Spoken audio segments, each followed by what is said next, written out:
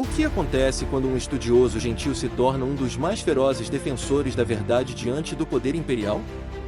Conheça São Bruno de Segni, um monge discreto que se tornou bispo e que defendeu corajosamente a presença real e os direitos da Igreja, mesmo quando isso lhe custou tudo. São Bruno de Segni nasceu por volta de 1047 em Solero, Itália. Desde jovem, seu amor pelas Escrituras e pela Igreja moldou seu caminho.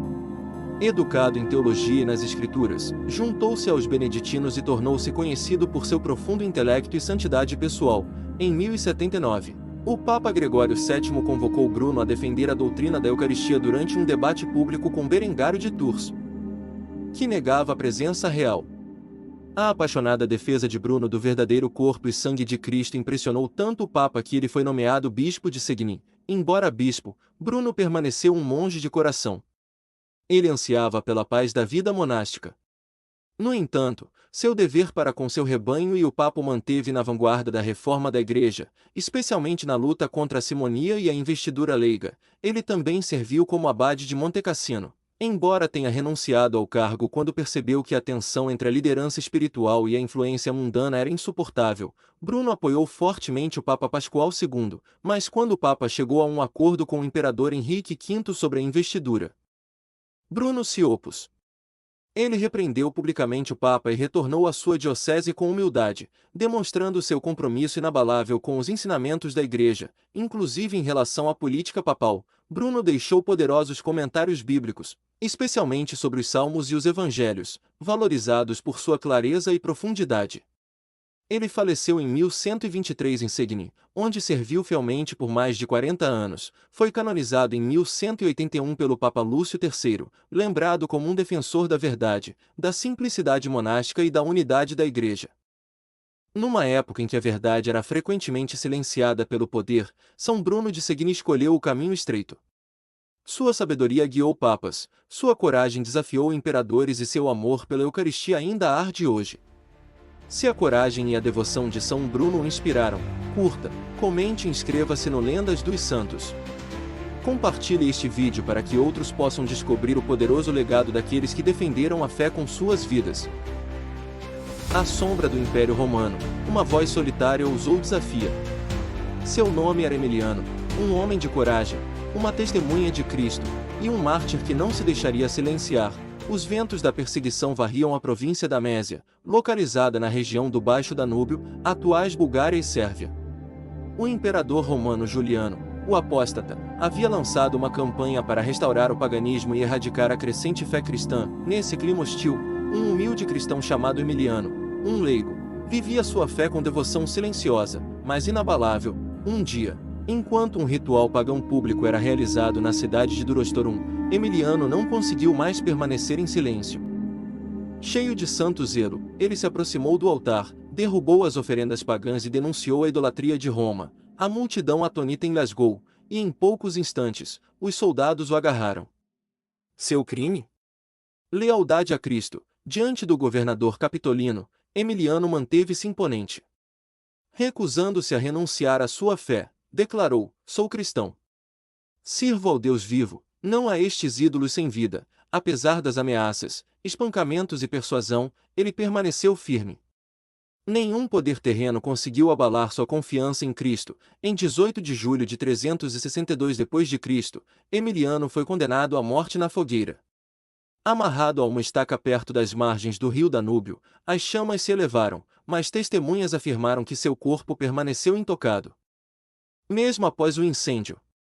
Por fim, ele foi espancado até a morte, e sua alma foi oferecida como testemunho final da verdade pela qual viveu e morreu. Santo Emiliano de Mésia é lembrado como um mártir corajoso que desafiou um imperador e abraçou a eternidade.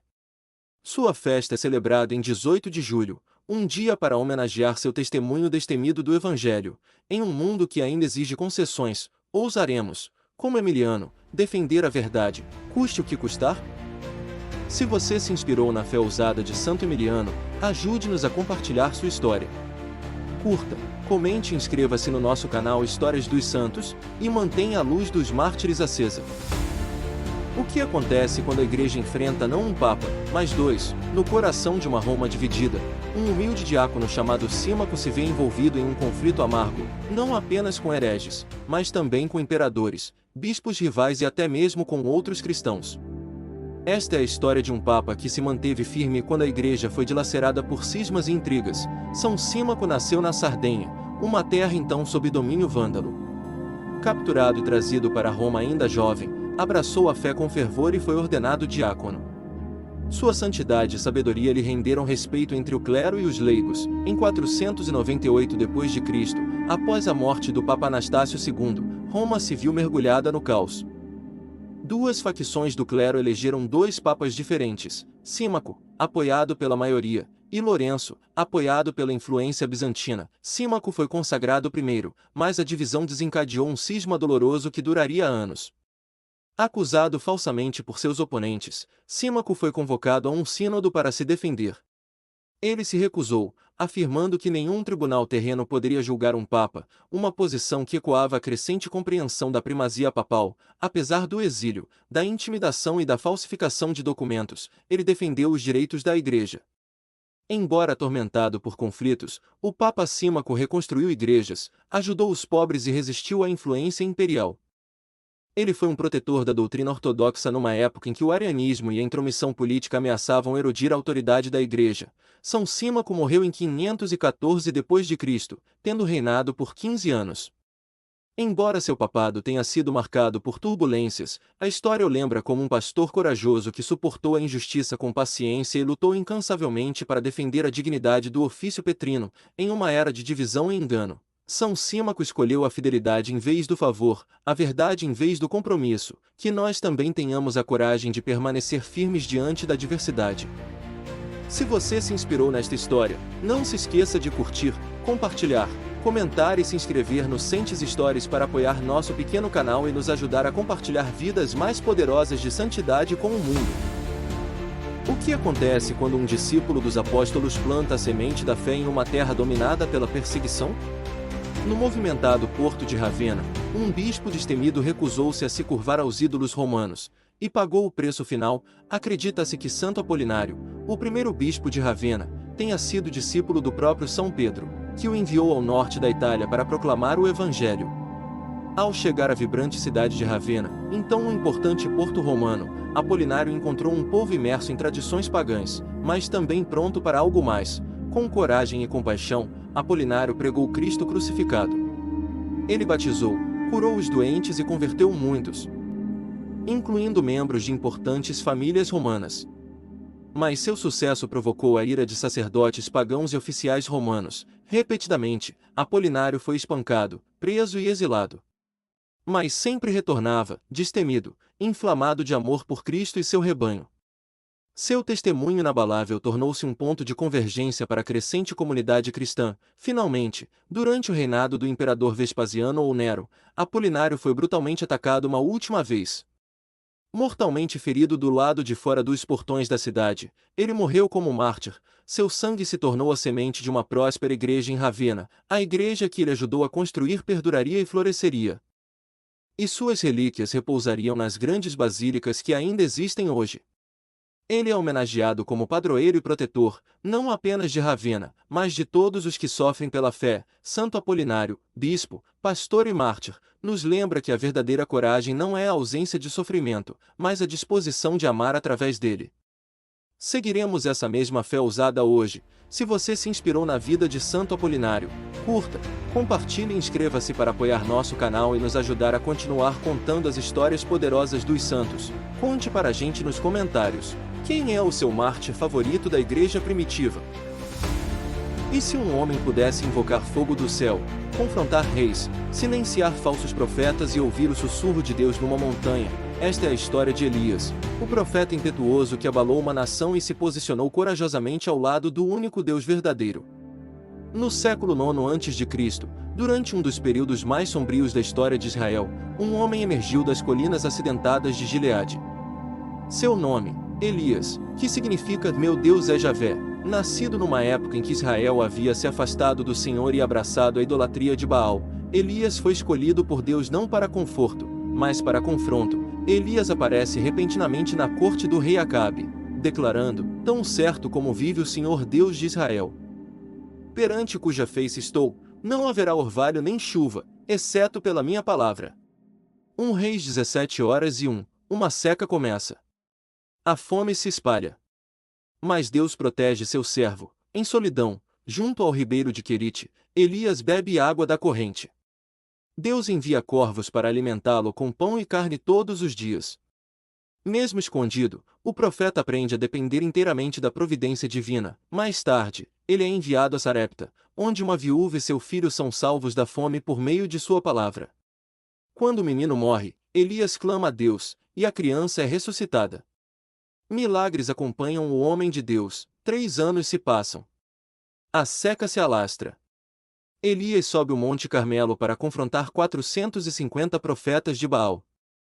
Lá, diante de todo Israel, ele lança um desafio: até quando vocês vão oscilar entre duas opiniões? Se o Senhor é Deus, sigam-no. 2 altares. Um Deus verdadeiro. Os profetas de Baal clamam. Nada, então Elias ora: que hoje se saiba que tu és Deus em Israel. Fogo cai do céu, consumindo o sacrifício, as pedras e até a água na vala. O povo cai de rosto em terra: o Senhor é Deus. Após a vitória, vem o desespero.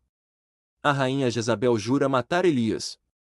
O profeta foge para o deserto, destruído e com medo: basta, Senhor, tira minha vida. No Monte Horebe, ele se esconde em uma caverna. E então chega o momento mais íntimo: não no vento, não no terremoto, não no fogo, mas em uma voz mansa e suave, Deus fala. Elias aprende que o poder de Deus nem sempre está em espetáculos, mas em fidelidade silenciosa. A missão de Elias continua enquanto ele unge Eliseu para continuar sua obra. E então, no tempo determinado, uma carruagem de fogo aparece. Elias é levado ao céu em um redemoinho, um dos 2 únicos homens nas Escrituras que nunca morrem. Seu manto cai sobre Eliseu. Seu legado queima através dos séculos, a voz de Elias ainda ecoa. Ele apareceu com Moisés na transfiguração de Cristo, e o livro de Malaquias profetizou seu retorno antes do dia do Senhor. O espírito de Elias, o fogo da verdade e do zelo por Deus, vive em cada alma que defende a justiça em um mundo caído. Elias não confrontou apenas reis, ele confrontou o coração humano. Atenderemos ao sussurro de Deus, ou continuaremos perseguindo ídolos? Antes de Santo Agostinho se tornar uma figura imponente da teologia cristã, houve um bispo que acreditou nele, o defendeu e liderou a igreja com sabedoria e coragem, do coração de Cartago. Seu nome era Santo Aurélio, mentor, reformador e herói esquecido do cristianismo primitivo. Nascido em um período de agitação política e convulsão teológica, Aurélio alcançou destaque na igreja africana no final do século IV. Por volta do ano 391, foi eleito bispo de Cartago, uma das sedes mais influentes do Império Romano do Ocidente, Aurélio presidindo um concílio, com pergaminhos dos cânones da igreja sobre uma mesa. O episcopado de Aurélio foi marcado por sua forte postura contra o cisma e a heresia. Ele desempenhou um papel de liderança na organização de sínodos que moldaram a disciplina da igreja primitiva. Uma de suas realizações mais notáveis foi o combate à heresia donatista, que ameaçava fragmentar a igreja africana, mas talvez seu maior legado resida na amizade com Santo Agostinho. Foi Aurélio quem reconheceu os dons de Agostinho desde cedo e o encorajou a se tornar padre, e, mais tarde, bispo. Os dois trabalharam em estreita colaboração, com Aurélio frequentemente defendendo os ensinamentos e as ideias teológicas de Agostinho. Em 397 e nos anos seguintes, Aurélio presidiu os concílios de Cartago, onde ajudou a formalizar os cânones da igreja e as listas das escrituras, decisões que influenciariam o cristianismo pelos séculos seguintes. Esses concílios foram marcos na definição da ortodoxia na igreja de língua latina. Santo Aurélio faleceu por volta do ano 430, deixando um legado de unidade, disciplina e colaboração.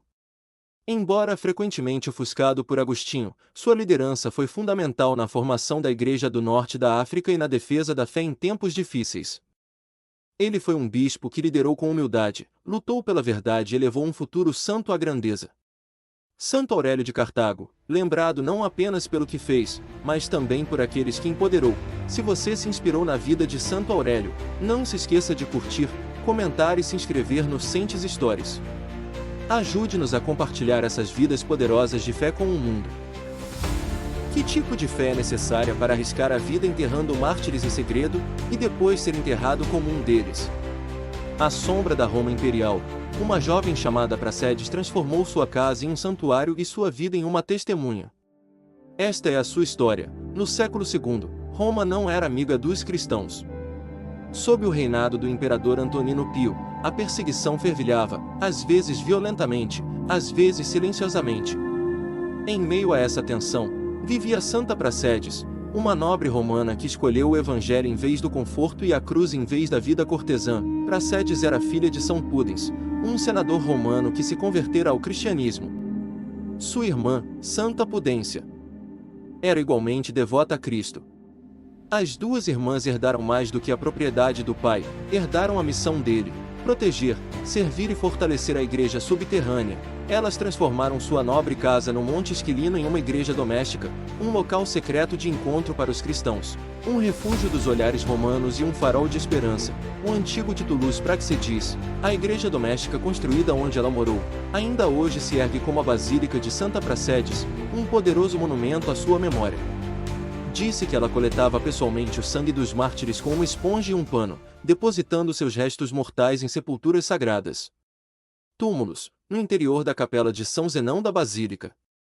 Um mosaico de tirar o fôlego mostra Cristo coroando Praxedes e sua irmã, símbolos do martírio que abraçaram, mesmo sem espadas, embora a história seja omissa quanto aos detalhes exatos de sua morte. A tradição afirma que Praxedes morreu de tristeza pelo sofrimento da igreja ou como mártir. Ela deu tudo, sua casa, sua riqueza, sua segurança, para preservar a fé dos outros. Hoje, Santa Praxedes é homenageada em 21 de julho, um lembrete de que o martírio nem sempre acontece na arena. Ele pode acontecer na coragem silenciosa da compaixão e da constância. Em tempos de medo, ela ofereceu refúgio. Em um mundo de morte, ela carregou a esperança. Santa Praxedes se destaca como uma gigante silenciosa da fé, que nós também possamos levar a luz para as sombras. Da coragem de São Praxedes a sabedoria de Elias, da liderança de São Símaco e São Bruno a fé inabalável de Santo Aurélio, Santo Apolinário e Santo Emiliano, que suas vidas nos inspirem a caminhar com ousadia na fé e no amor. Se suas histórias o comoveram, curta, compartilhe, comente e inscreva-se para nos ajudar a continuar trazendo à luz essas vidas poderosas e santas. Cada clique ajuda este pequeno canal a crescer e alcançar mais corações. Deus o abençoe.